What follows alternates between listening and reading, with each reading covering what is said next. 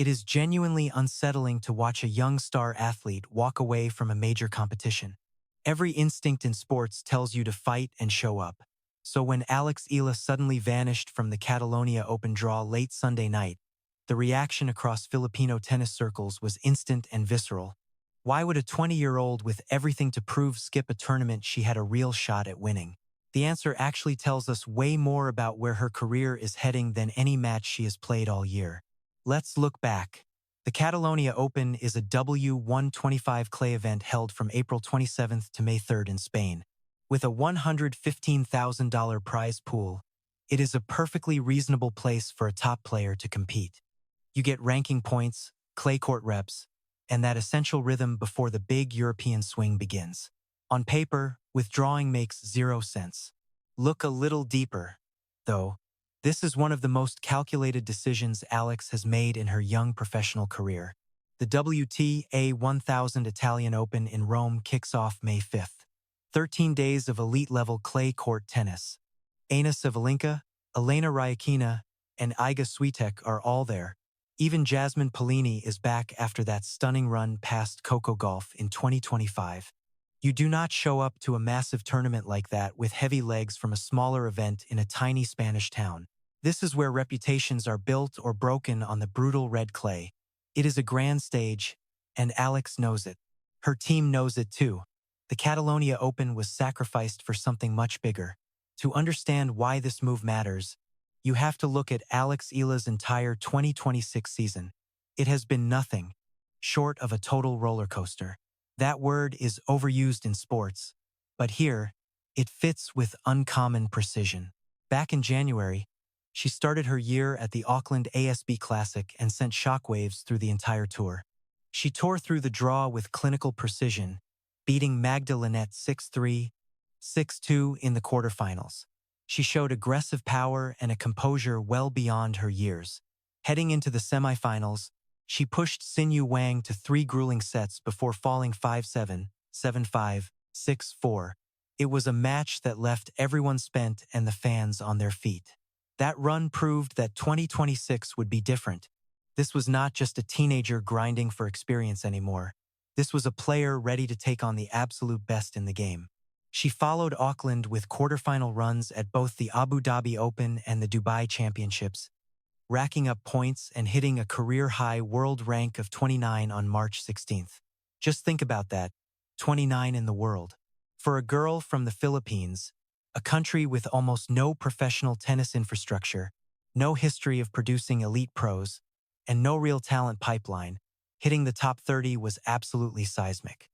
It was like watching someone build a skyscraper in a field where no one had even started a foundation. The Rafa Nadal Academy, where she has trained since she was 13, released a statement celebrating this massive milestone. Former world number 4 Greg Rosetsky even said on his podcast that he believes she can crack the top 20. He thinks she hits top 10 eventually. When a Grand Slam finalist says that about you, it is not just casual praise. That is a professional assessment based on real skill. But this is where the story gets a bit more complicated. Her 2026 season has revealed a fundamental tension that will define her future. The gap between her hard court success and her clay court struggles. On hard courts this year, she is 15-9. That is solid. That is sustainable. That is the record of a true top 40 player. But on clay, it is a different story. 2 wins and 3 losses. The movement patterns are totally different. The rallies stretch out. The physical toll is much higher. Opponents who would crumble against her pace on hard courts suddenly have time to reset on the slower clay. The evidence is piling up. At the Lindt Open in April, she started with a composed 6-4, 6-3 win over Julia Grabber. It was a textbook display of controlled aggression, picking spots, working angles, and never allowing the home favorite to find a rhythm. Then came Elena Ostapenko in the round of 16, and the dynamic changed. Despite her inconsistency, Ostapenko is one of the deadliest ball strikers in the game when she is focused and locked in. She took the first set 6-4.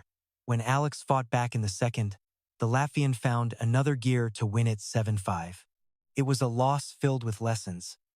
Not just devastation, But lessons must be learned quickly because the pro calendar waits for no one. Stuttgart was next, and Eala Fernandez gave her another reminder that the clay court learning curve is incredibly steep. Fernandez has rebuilt herself into a genuine threat on the clay lately. She used her tactical variety to expose flaws in Alex's movement when the dirt gets loose and the bounces get tricky. Then came the Madrid Open, a massive 1,000-level event featuring the absolute best players in the world. Alex drew Anastasia Pavlyuchenkova in round 1, a former tournament semifinalist with an Olympic gold medal on her resume. Eala just tore her apart. 6-3, 6-3. Family watching. The atmosphere was electric. This was a statement win. It makes you believe. She is finally solving the clay court puzzle right now. Pavlyuchenkova could not find her footing.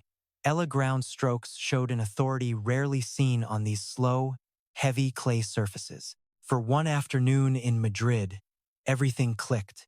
Then, it all fell apart. Second round was a different story. World number 21 Elise Mertens is a veteran.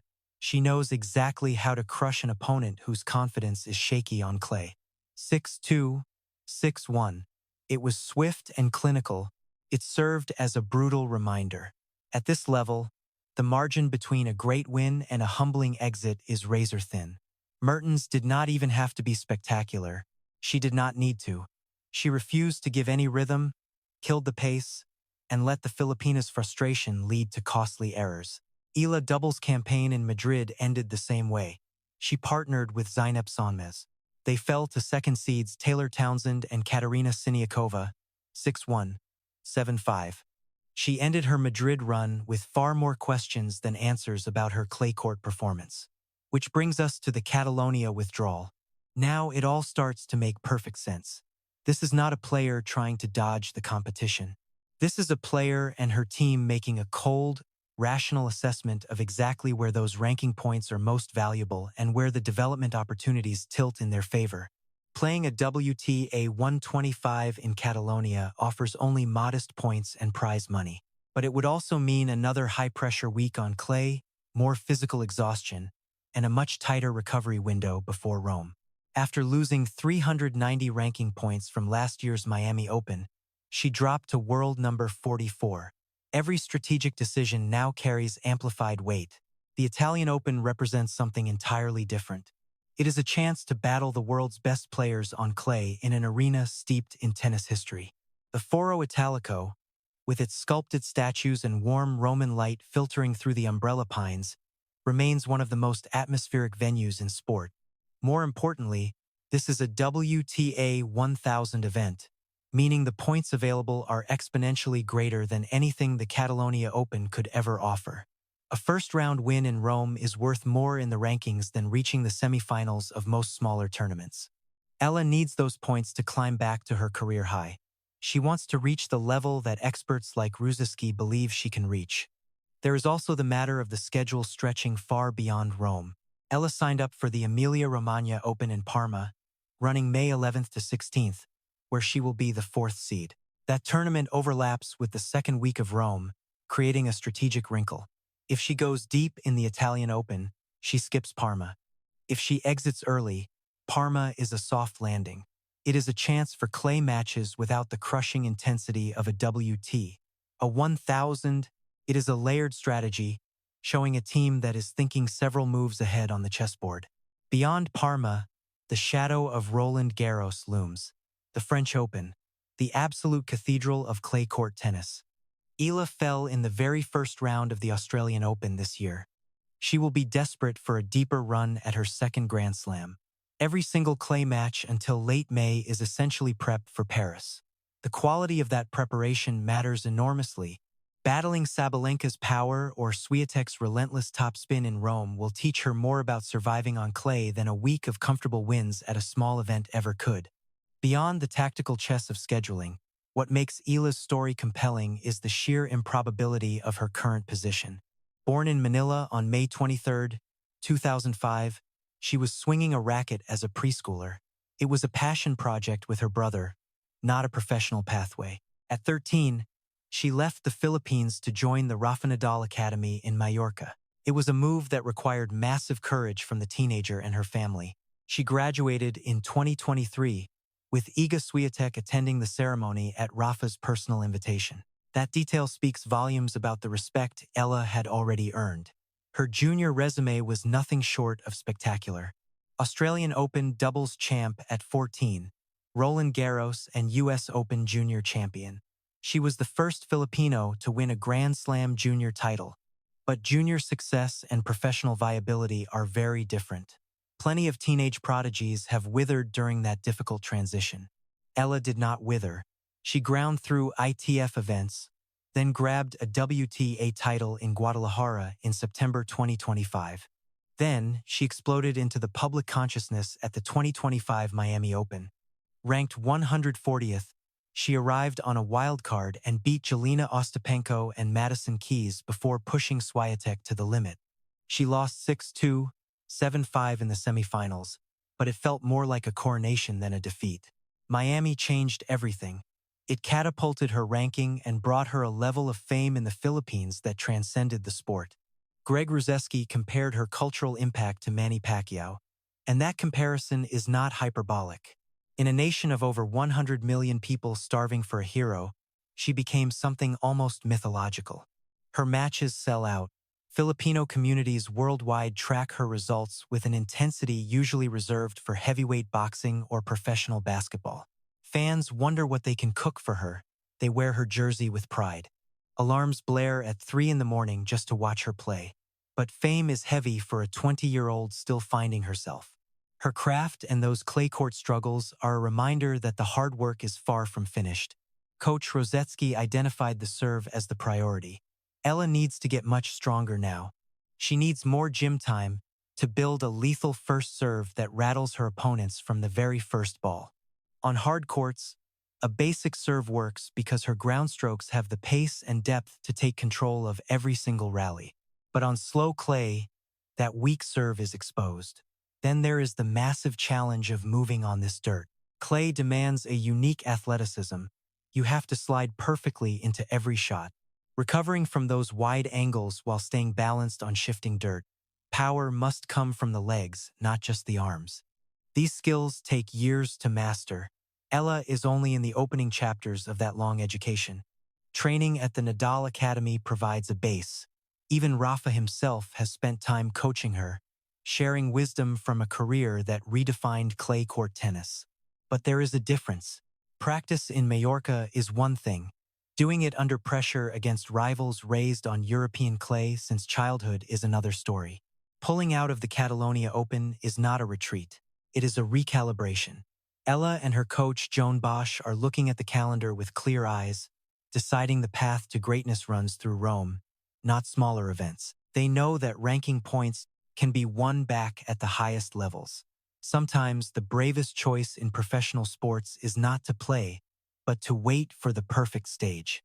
Eala joins a long list of players skipping Catalonia, including Leylah Fernandez, Enli, and Katerina Siniakova. They all made the same math.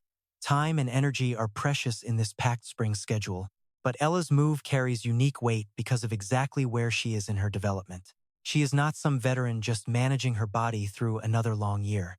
She is a rising star in the most critical growth phase of her entire career. She is solving the clay equation while the ranking clock ticks away. When she hits the red dirt in Rome this May, she will bring the hard lessons of a 2026 season that has been both thrilling and humbling. She remembers that Auckland semifinal. She proved she can battle the world's best over 3 grueling sets. She still feels the sting of that Madrid loss. She learned that top-level clay tennis punishes any mental lapse with cold, merciless efficiency. She carries the hopes of an entire nation. Millions see this Manila native as the embodiment of what happens when talent meets grit and nobody blinks. Rome will not be easy. It was never meant to be. But Eala has never taken the easy road. This choice to skip Catalonia proves she is not starting now. She is chasing something much bigger than one easy week in Spain. She is building a version of herself that belongs on the red clay of Rome and Paris. This is not a simple story with a quick ending. It is still being written, one brave choice at a time.